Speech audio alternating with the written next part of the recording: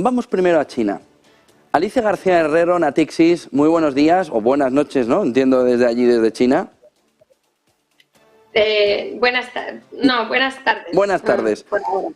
Bueno, dato de IPC. Tenemos a la economía china, sobre todo en el dato de inflación, mostrándonos que igual va más lenta en la salida, salvo que nos digas tú lo contrario. Y una producción industrial de menos 3,6, que sobre todo afecta al crecimiento global y que debe estar haciendo a Alemania tiritar ahora mismo.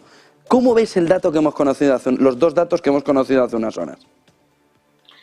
Bueno, son datos que confirman que la economía china va hacia una recuperación lenta, excepto en los servicios.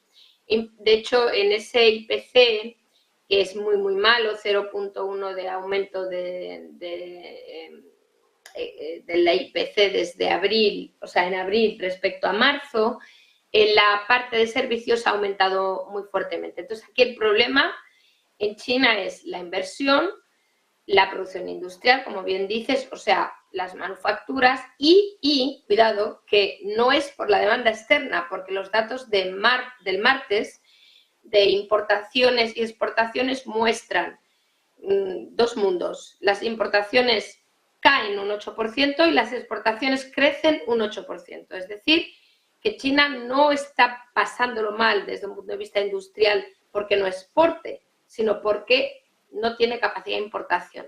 Y como bien dices, esto es un gran problema para Alemania, para Japón, para Corea del Sur, para los países que dependen de la demanda china de importaciones de productos industriales, químicos, automóviles, etcétera. Que vamos camino de la recesión más acelerada porque China no aporta una parte del crecimiento global porque tampoco se la piden. Bueno, no es que se la pidamos o no, es que China está en una situación de desaceleración estructural. Entonces, aunque es cierto que la salida de la pandemia ayuda, pero ayuda en el sector de servicios, lo demás apenas lo empuja. Y digamos que es un problema de la economía china, no es un problema nuestro.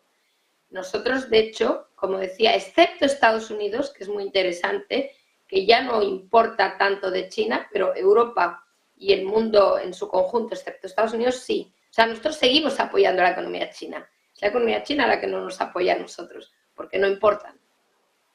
La última vez que estuviste aquí en el plató, Alicia, me comentaste, bueno, es importante todo el tema económico, pero la preocupación viene por Taiwán. Tú que estás en China, ¿la preocupación sigue estando en Taiwán, en lo geopolítico?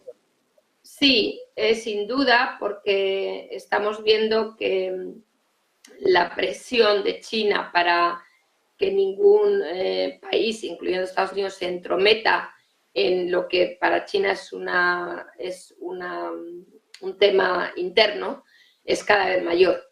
Entonces yo creo que la preocupación sigue, solo que tenemos una especie de tregua, al menos en el ámbito militar, hasta las elecciones presidenciales aquí en Taiwán el día 13 de enero, porque China aún espera que el partido más favorable, que es el partido que ha gobernado Taiwán durante mucho tiempo, el Kuomintang, salga vencedor y no ya el partido que está ahora en el poder, que es el Partido Democrático, y que yo no diría que es independentista, porque no es demasiado decir eso, pero desde luego es un partido democrático que intenta mantener su espacio ante la cada vez mayor presión de China.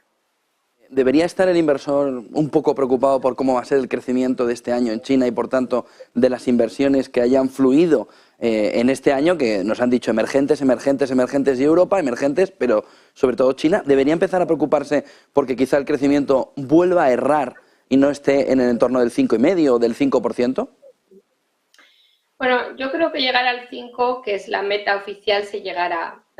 Sin duda alguna, para empezar, porque tenemos un primer ministro nuevo, ¿no? Una cesión del poder más absoluta a Xi Jinping. Yo creo que tienen que llegar a un 5, pero claro, un 5 es un crecimiento bastante bajo. En cualquier caso, ya hemos visto salida de capital, incluso de bolsa. La renta fija nunca se recuperó del todo porque el diferencial de intereses no es a favor de la renta fija china. Entonces yo creo que estamos ya un poco ahí. Y por cierto, hoy cuando los datos de IPC de China, que sin duda son preocupantes, porque es casi como decir que China entra en deflación mientras el mundo, ¿no?, se pelea por controlar la inflación. Es que realmente es impresionante, ¿no? Entonces, hemos visto una corrección en mercados globales de bonos, o sea, que tiene un impacto global esta idea de que China puede que no crezca lo esperado y, peor aún, que entre en esa fase deflacionaria que, por cierto, no es tan extraño si pensamos que su población está realmente cayendo a marchas forzadas, y tenemos en la imagen lo que pasó con Japón.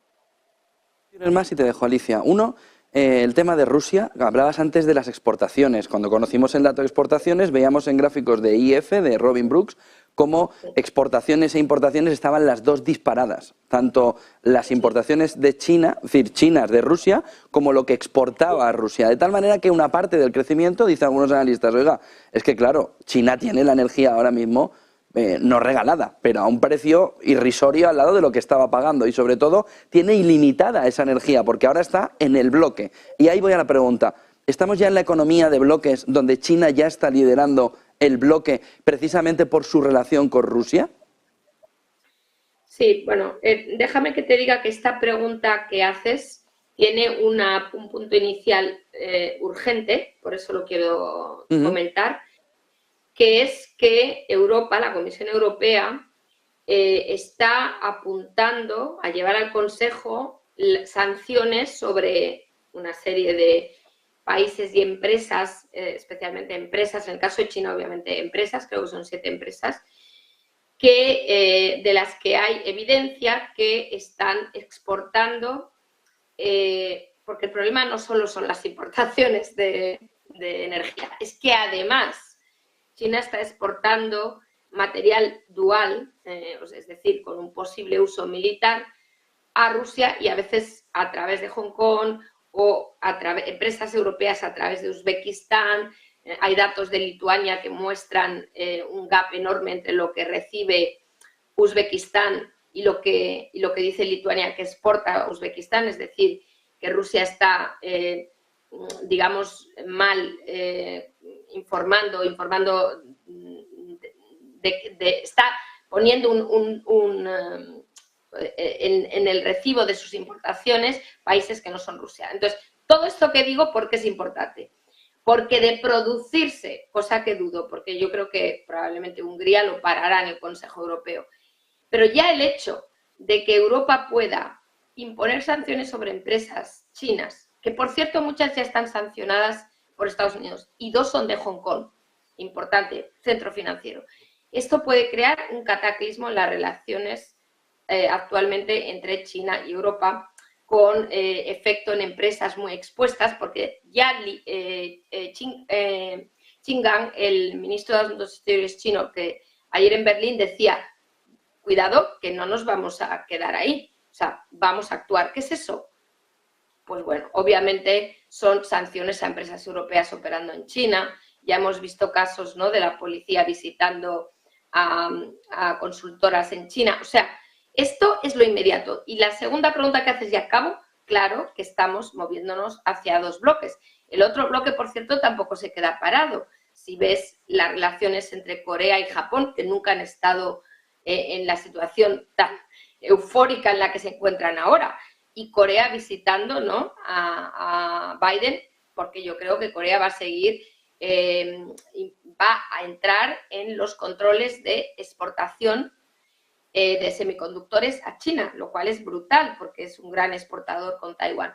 Entonces, acabo aquí, pero digo, hay un riesgo inmediato, más allá de los bloques, que está en este tema de las sanciones, y uno puede incluso imaginar que empresas europeas podrían ser afectadas y tener mucho cuidado cuando se invierta en ellas. Una pregunta.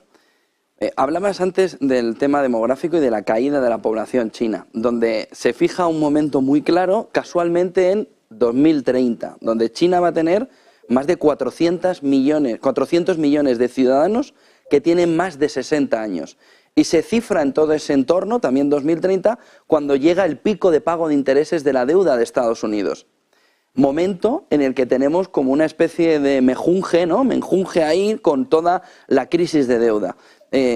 Ojo, porque hablamos mucho del techo de gasto en Estados Unidos. ¿Qué sucede con la deuda en China y el peligro que puede tener cuando el envejecimiento poblacional, con más de 400 millones de ciudadanos chinos de más de 60 años, pongan al Estado en una situación muy complicada, ¿no?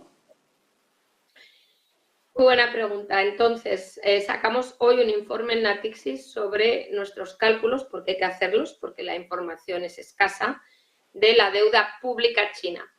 Y sorpresa, es de 107 puntos del PIB, excluyendo las empresas públicas, es decir, que es mucho más que eso. Eso significa que la deuda pública china es mayor a la americana y muy superior a la europea, que ronda en media 95 puntos del PIB. Esto es lo que está ocurriendo en China. ¿Qué ocurre? Que esta deuda la tienen esas personas de las que hablabas, los ciudadanos chinos, no las tienen los inversores extranjeros, esa deuda. Entonces, ¿qué ocurre cuando el envejecimiento se acelera?